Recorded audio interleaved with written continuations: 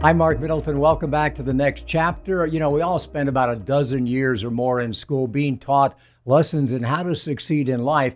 But one lesson that is rarely, if ever, taught is really one of life's most important: how to prepare for and transition from collecting things to collecting experiences, how to right size our life as we grow older so we can focus on that which matters most. Andrew Morgan is a life transition expert, and through decades of observation, research, and firsthand experience, he has developed a practical understanding of how to maximize life after retirement, not simply by aging well, but by thriving fully. And in the first two episodes of our series, Andrew walked us through the downsizing dilemma. He shared how so many of us get so stuck and how less can become more when we follow a strategic plan for our what's next. Andrew, welcome back. Thank you, Mark.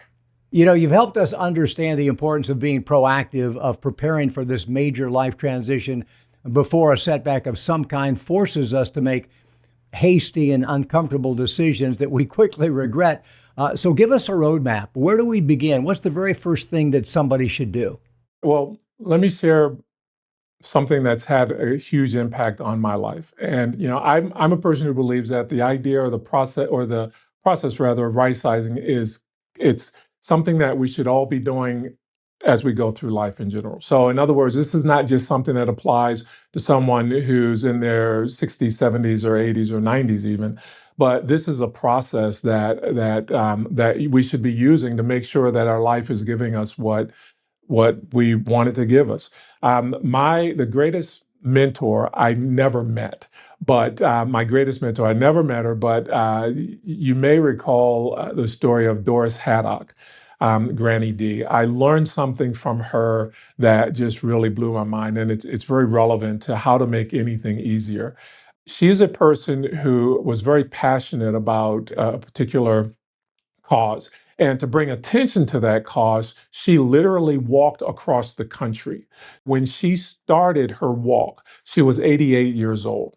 It made me realize that you can do almost anything that you put your mind to. And the lesson that I learned from her also applies when it comes to right sizing and downsizing. And the lesson is this: there were three things that she did, and she did extremely well, that allowed her to accomplish such a task. She had a why that was big enough. Her reason for doing it was large enough, and it compelled her to take the steps. It was the reason why. And for a lot of people, the reason why downsizing and right sizing is difficult is that they just don't have a big enough why. When you begin to understand who you are and what you have to give at this stage in life, and when you also understand the value and the necessity of being who you are fully, and that why expands, then the how becomes a little easier. The second thing is that she broke it down into small steps. How do you walk across? It was 3,000 miles total. How do you walk across the country? And that's simple. We all know the answer to that. It's a big duh, one step at a time. So she walked about 10 miles a day for 18 months. It was broken down into very simple steps. Very often when someone is faced with the process of downsizing, they're looking at the whole thing, and they're looking at it without really breaking it down into manageable steps. Here's the idea: whatever you can divide, you can conquer. Plain and simple. So that was the second life lesson that I learned from Doris's walk. And the third thing is that she did not do it alone. There are resources that are available who can help: friends, family, and even some paid resources. But it's an investment that's worth making, because of the fact that on the other side of this is a life that's free to give you more of what you want from life at this particular stage in life.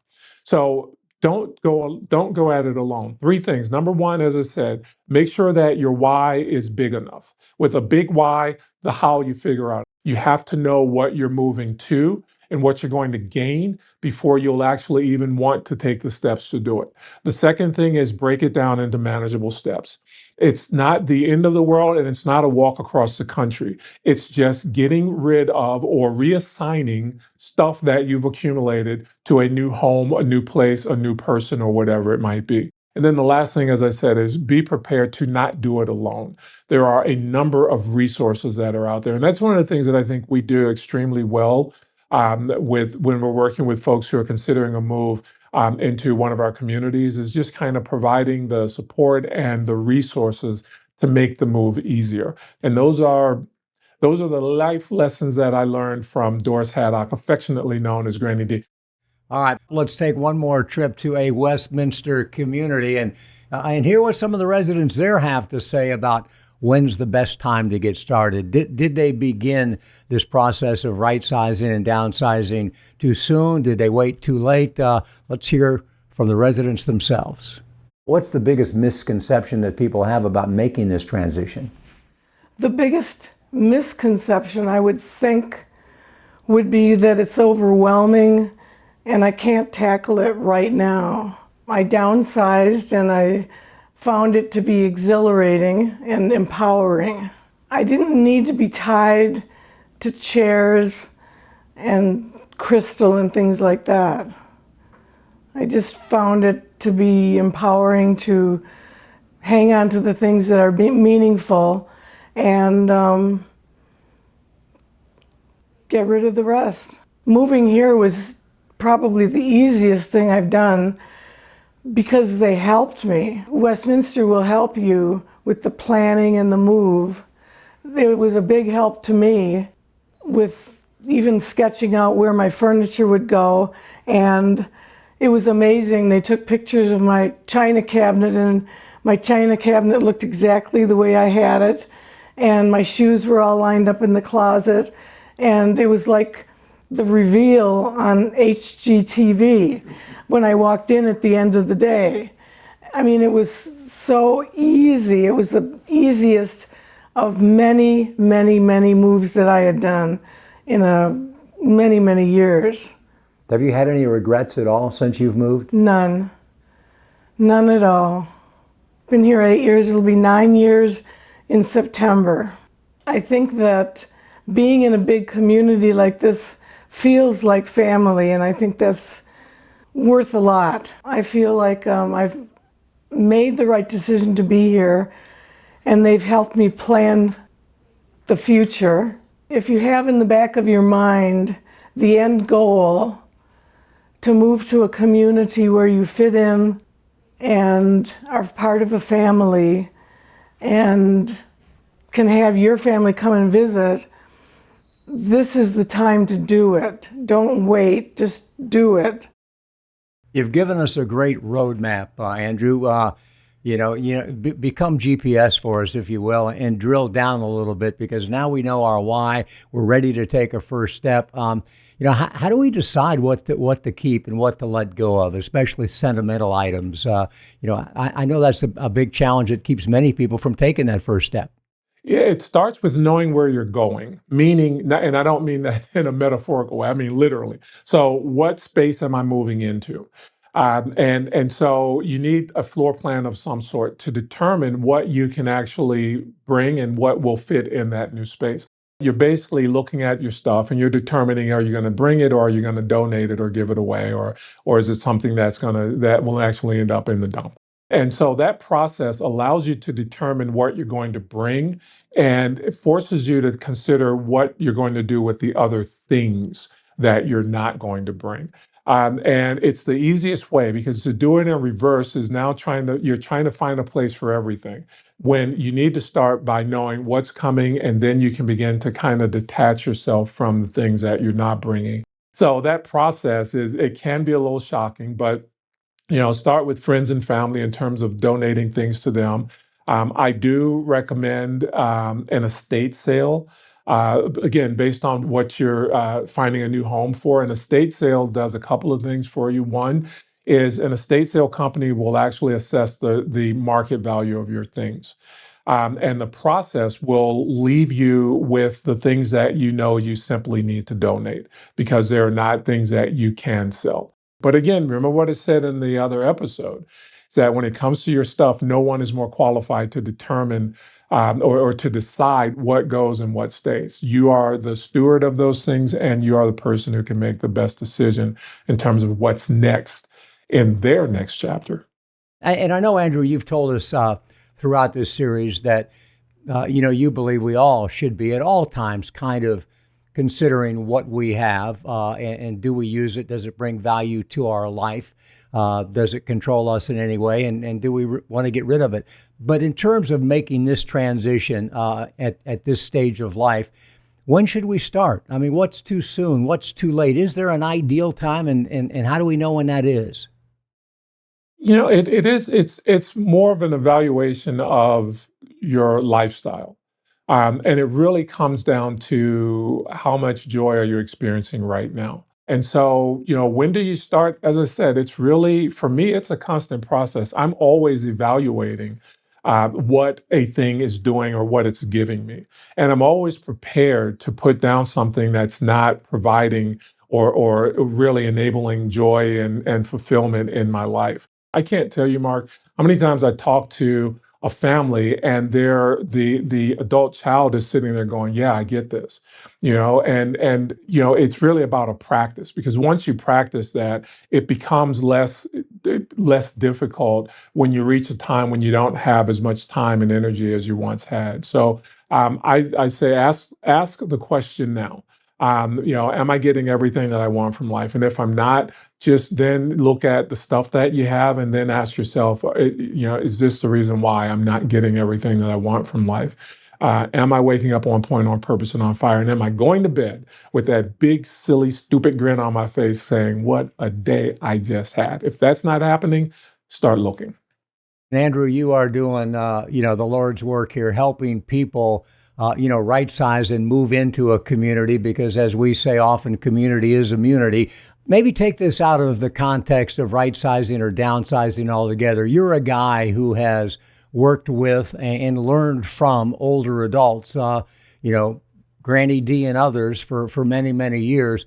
What's the takeaway about life in general? What have you learned about life that you wish all of us understood? I think more than anything, it's understanding that it's not a single page that you're living. It's a book that has many chapters, and you have to understand and accept that, so that as you move from one chapter of life to the other, you can really maximize that. You can't go forward if you're holding on to what was. And every single stage of life offers its own particular kind of magic. It really does. I know we really celebrate and we are in awe of that younger stage of life. And it's the thing that everyone looks at as this wonderful time in our life. But I think sometimes you forget, that how awkward it was when you were younger, and how the struggles that you had were different when you were younger. And at that time, we didn't realize what that stage really offered. And so you don't want to keep making that mistake. Look at every stage of life and really and truly embrace what this particular stage has to offer. I look at each birthday as as kind of a clearing point where I am running cleaner and leaner. And I'm not talking about stuff. I'm talking about just the things that I was very burdened with. I don't worry about the things that I at one time worried about. I can show up as my authentic self. And to me, being my authentic self, being an authentic being, means that I'm not on guard, meaning that I'm not in warrior mode. And I'm also not trying to shield myself. I'm not in the mode where I'm worrying about things. And so I just get to show up as that person that I am when I'm holding or hugging my granddaughters. That to me is what being an authentic being is about. And as you get older, you're able to experience that more. You don't have to prove yourself. It's like embrace what this stage has to offer. And don't worry about the fact that you still can't dunk. I went through that phase, Mark, where I realized I'm never going to be able to dunk again. But don't worry about that, because there's so much more that you have in front of you to do. There's so much more that you can put you can apply your strength, talents, abilities, and resources to. And when you do that, every single stage is bliss. Every single stage is a beautiful time in your life. And that more than anything is what I've learned from those who I've watched at this stage in life, those who I've observed doing it well as I've learned from those who are not doing it well at all. I've learned that from a Granny D. I learned that from my great-grandfather was in my life for 23 years of my life. He was 103 when he passed. And, that's what I learned from him, is that it really is about the moment, and it's not worrying about what was or what's to come. It's just being fully engaged in what is.